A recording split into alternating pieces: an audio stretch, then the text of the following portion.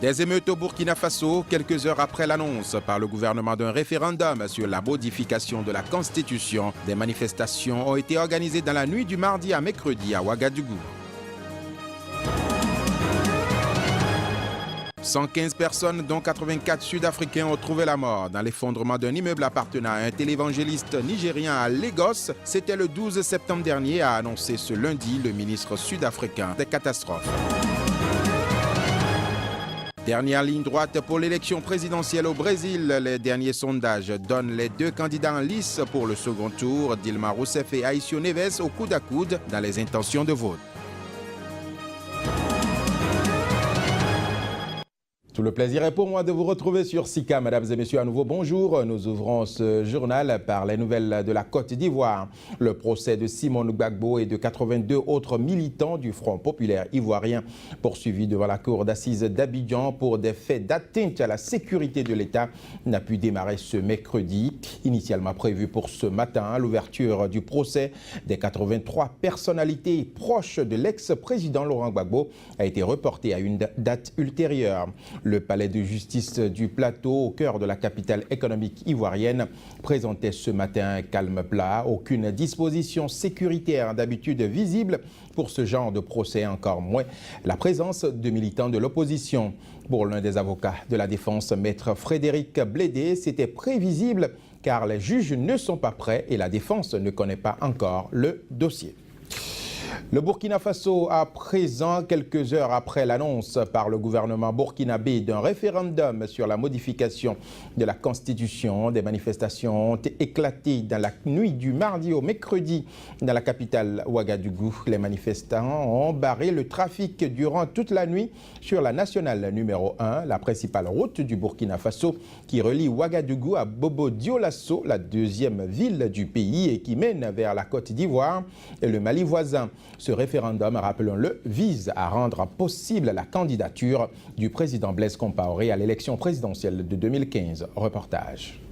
La police a débloqué l'axe dans le calme vers 3 heures du matin alors qu'un bouchon de plusieurs kilomètres s'était formé sur la principale route inter-État du pays. Aucune dégradation n'est à déplorer, hormis quelques pneus brûlés. Nous sommes sortis pour manifester, barricader les rues. Nous voulons tout paralyser pour que le président Blaise Compaoré comprenne que le pouvoir a vie. Nous ne sommes pas d'accord, a lancé Pascal Ilboudo, un membre du bureau politique du MPP, le Mouvement du Peuple pour le Progrès, un parti de l'opposition. D'autres manifestations se tenaient ailleurs dans la ville alors qu'un mouvement de plus grande ampleur est annoncé pour ce mercredi à Ouagadougou, de même qu'un programme de ville morte. Le gouvernement burkinabé a mis fin mardi à un long suspense en annonçant la tenue d'un référendum visant à modifier l'article 37 de la Constitution qui limite à 2 le nombre de mandats présidentiels et empêche pour l'instant le président Blaise Compaoré de se présenter au scrutin de novembre 2015. D'après une source gouvernementale, le projet de loi est déjà déposé au bureau de l'Assemblée nationale. Personnage central de la diplomatie ouest-africaine, Blaise Compaoré, 63 ans, s'est hissé au pouvoir en 1987 en renversant son ex-compagnon d'armes Thomas Sankara, tué lors du putsch. Il a ensuite effectué 2 septennats et terminera fin 2015 son deuxième quinquennat. Majorité et opposition s'affrontent depuis des mois sur son maintien au pouvoir par meeting géant interposé. En septembre dernier, le chef de l'État avait tenté d'instaurer un dialogue politique entre les deux camps, mais faute de s'entendre sur la révision de l'article 37, celui-ci s'était achevé piteusement début octobre sans aucune avancée. Le référendum s'annonce pour le pouvoir comme une formalité. L'Assemblée nationale devra voter le projet de loi à la majorité simple, soit avec 64 voix sur 127, quand le Congrès pour la démocratie et le progrès, le parti du président Compaoré, dispose à lui seul 70 sièges. 115 personnes, dont 84 Sud-Africains, c'est le nombre total de personnes qui a péri dans l'effondrement d'un immeuble appartenant au téléévangéliste nigérien TB Joshua. C'était à Lagos le 12 septembre dernier. Ce bilan a été annoncé ce lundi par le ministre sud-africain chargé des affaires et des catastrophes Jeff Radebe devant des journalistes. Le ministre s'exprimait après le retour à Pretoria de 25 rescapés sud-africains, dont 16 grièvement blessés rapatriés ce lundi par avion militaire médicalisé.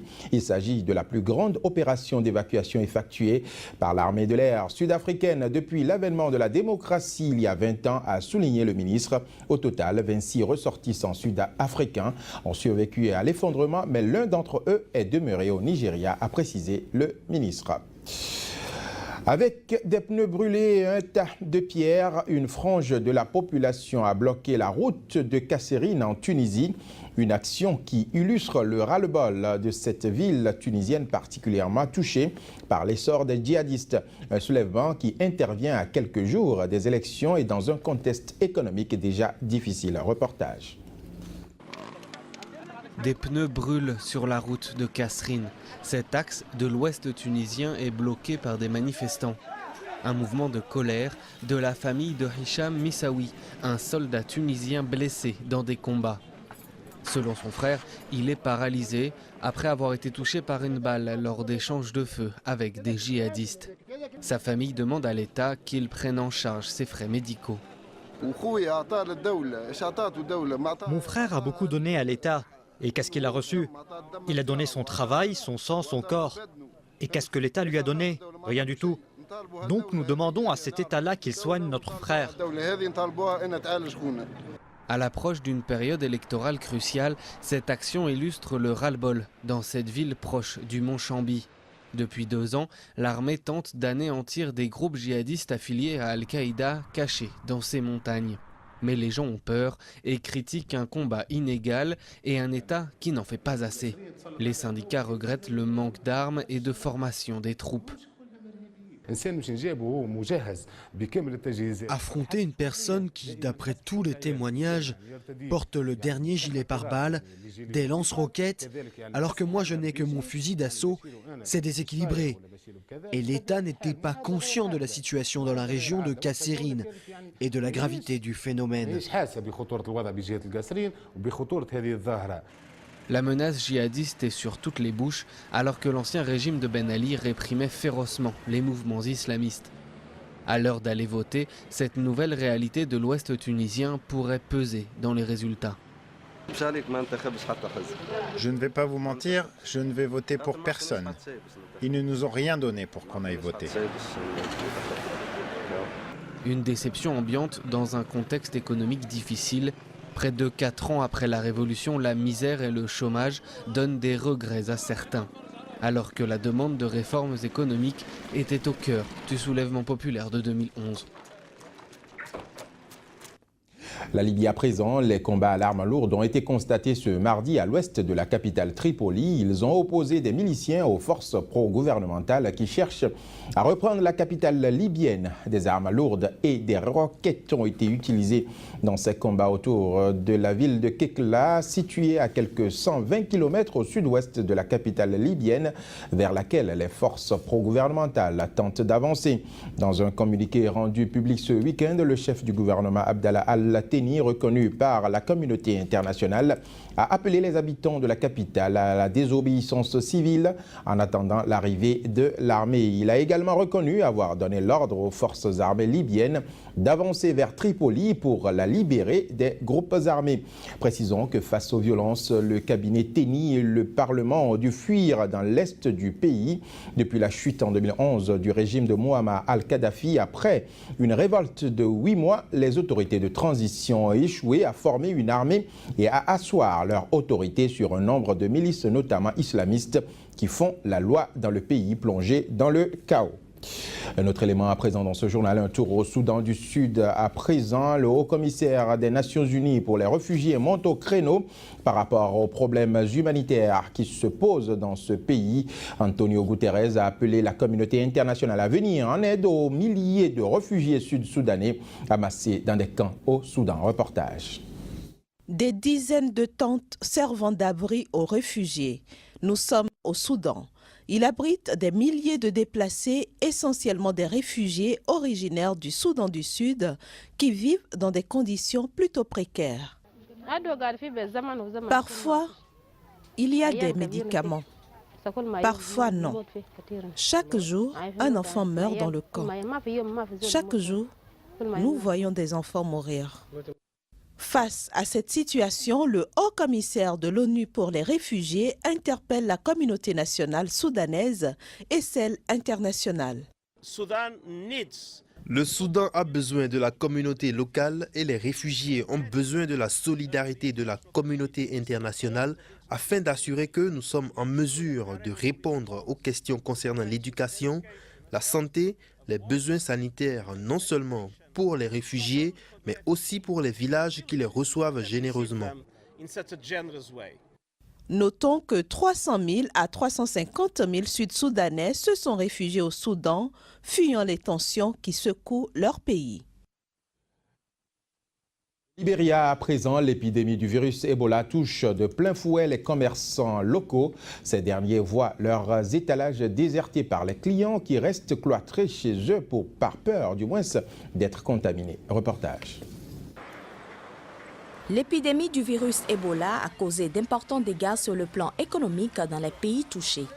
Au Libéria, selon le dernier bilan publié par l'Organisation mondiale de la santé à la date du 13 octobre, l'épidémie d'Ebola a fait 2484 morts sur 4262 cas enregistrés.